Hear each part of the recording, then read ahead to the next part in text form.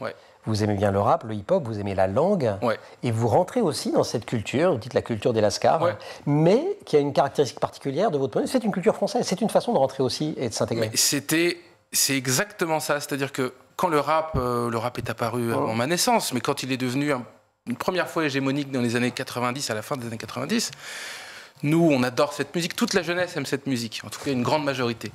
Mais quand on arrive, on commence à prendre les codes, les joggings, les casquettes, mais dans nos familles, les gens nous regardaient en disant « mais qu'est-ce que c'est que ça ? On ne vient pas de là, pas du tout ». Et donc c'était vu un peu avec défiance, quoi. Qu'est-ce qu'ils font ?